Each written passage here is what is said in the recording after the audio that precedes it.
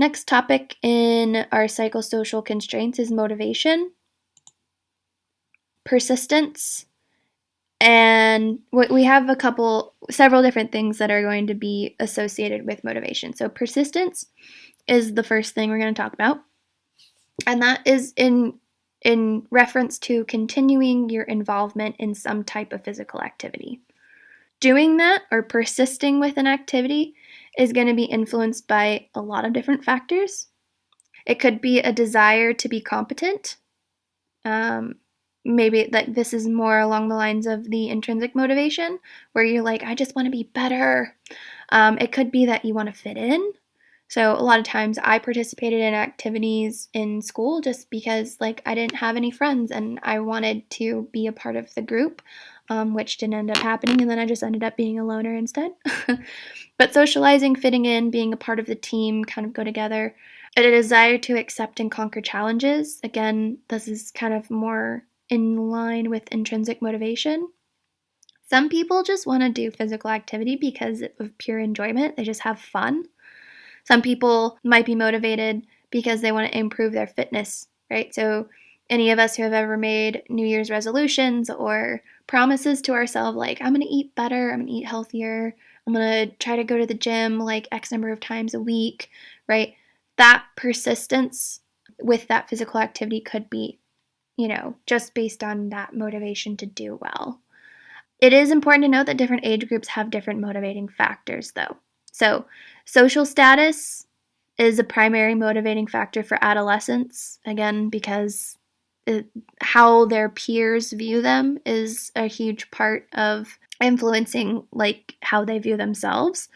Fitness level is usually a primary motivator for young and middle adults. So if you guys think, oh, go off to college, freshman 15, I'm like overweight now and need to do better. Fitness level primarily is going to be the driver for persistence in physical activity for young and middle adults. And then fun usually is going to be the primary motivator for younger children and older adults, right? It's just for pure enjoyment. I'm going to do this because I want to do it. And this is the flip side, right? Persistence or engaging in activity is the opposite of dropping out. So while we want to consider things that or reasons why someone might persist in physical activity, it's also important to acknowledge reasons why they might drop out and trying to kind of combat some of these different factors. So usually people will drop out of an activity because they've had a negative experience. And we've talked about this in terms of associations of emotions and competence, or emotions and certain outcomes, right? And then just not wanting to deal with the emotions of other people in response to those outcomes. So usually people will drop out because they don't like the coach or instructor, which was something that almost happened for me. I almost dropped out of dance because my teacher was just a horrible person. It could be that they have a lack of playtime, right? If you're benched on a team and you don't get to play, like what's the point, There could be too much pressure either from the coach or instructor or from parents. You could have pressure from your friends as well, and coach and parents might not even be a thing. So that peer pressure, and you're just like, I don't want to deal with that, so you drop out. Could be time commitment, right? So dancing from first or second grade through, God, I danced all the way through college, but the time commitment that I had in like grade school years, I danced 25 to 30 hours a week. And it might not just be time commitment on an individual level, it could just be time commitment for a family level as well. Because if your parents and family members want to support you, do they have the time to do that? And if they don't, and you're not getting praise from people that you crave praise from, or support that you need support from, then it might be that you drop out because you don't have that, because they can't commit the time, even though you might be able to. So time commitment can go both ways. Or that sometimes there could be an overemphasis on winning, right? And competitivity, I don't even think that's a word, competitiveness. But that could lead to a lack of fun. If there's overemphasis on winning, it takes out the fun and why you're doing what you're doing, and that could lead to dropping out.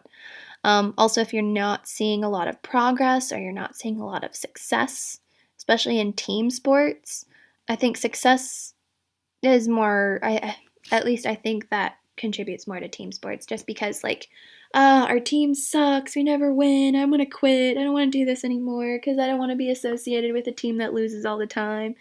Progress I usually see as more of an individual type of motivator for either staying in or dropping out, right? So if you're not progressing and you're an intrinsically motivated person and you're like, I have this desire to do better, but it's just not working, then you're like, maybe this activity just isn't for me.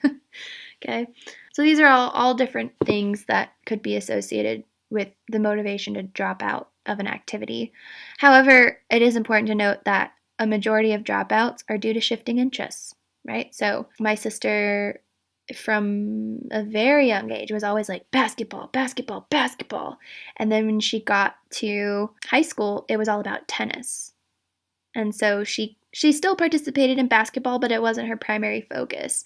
And she actually did lessons with a guy in tennis to improve her skills.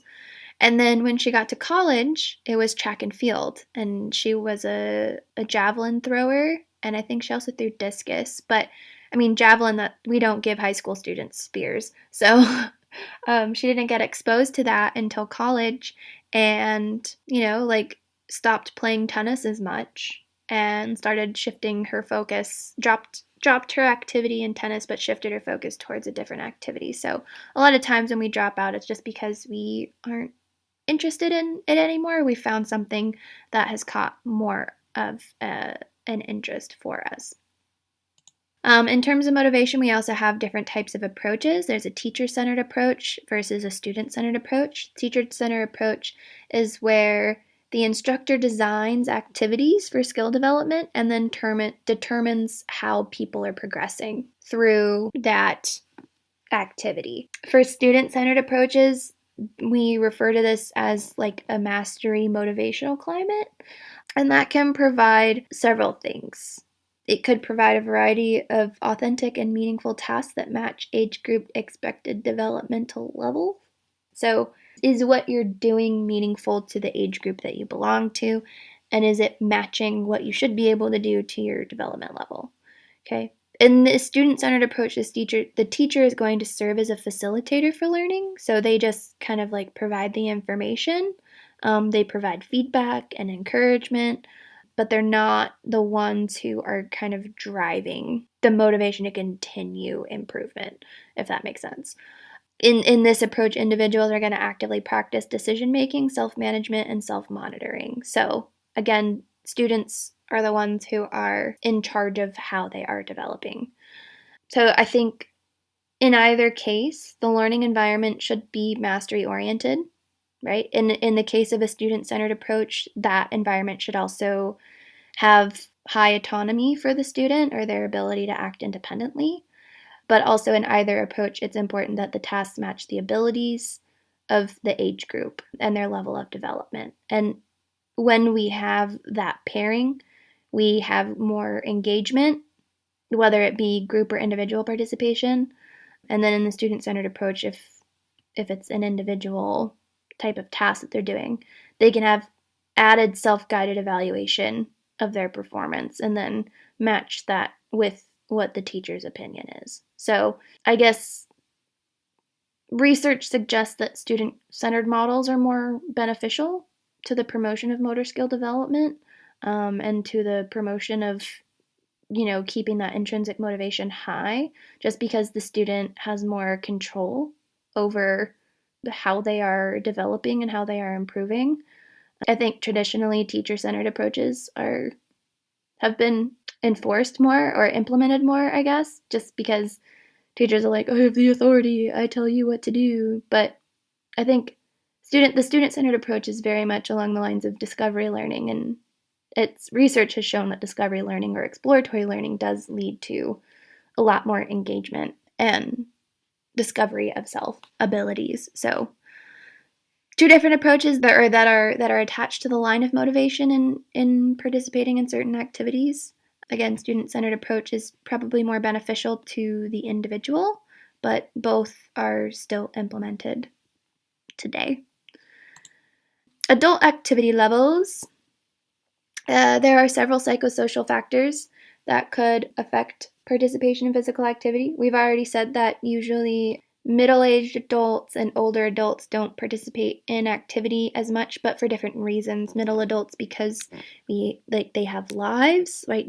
Like a 9-to-5 job, kids, more responsibility. But there might be more, like pressures like I have to make money to eat, or maybe they're taking care of family members now. They're changing roles. So that could be for middle adults. For older adults, it might just be the aging process or different disorders or diseases that prevent them from moving. So those are more like physiological factors, and for older adults at least. But psychosocial factors, kind of including cognitive stuff, right? They could persist from childhood. They could be due to socioeconomic status. They could be due to the aging characteristics or impairments, right? So usually adult participation is going to be affected by 3 primary factors. If we draw our attention to this schematic here, right, we have adult exercise participation, and we have these 3 main factors that are leading into that participation. The first one is personal incentive. So similar factors to those discussed for childhood, right? So if they had poor childhood experiences, then maybe they just don't want to engage in that type of activity.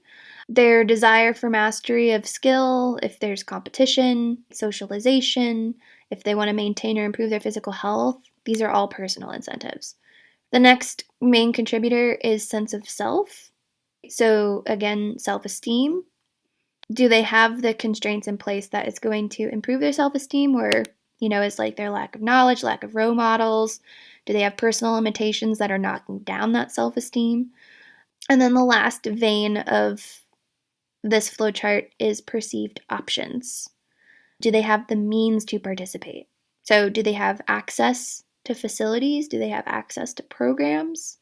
Is it personal limitations with themselves? So this could kind of go into 2 different threads of this, right? Do they have the knowledge? Again, could go into sense of self or perceived options. Do they think they have access to the knowledge? So I think access is huge for older adults, especially if people get put in, like assisted living homes, and they have limited access to the types of activities they can engage in and the times that they can engage in those activities. But I think I don't want to go through this list one by one, just because I think all of these are kind of repeated concepts that we've already talked about. It's just for a different age group. And if you mix how development occurs throughout the lifespan and the conversations that we've had about that so far, and mix those with how a person might engage or reasons why they might be motivated to engage in certain activity, that's where the link comes in. And that's where you, as an individual, can start to make sense of how these things play into participation in activity.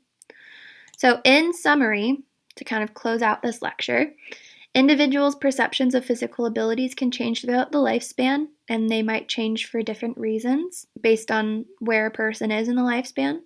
Perceptions of physical abilities don't always mirror actual abilities, but I think the thing that we want to show is that even if you have an inaccurate perception of yourself, and if it's overestimated, it's still okay, because that means you are going to be more likely to engage in that activity and thus more likely to improve your competency.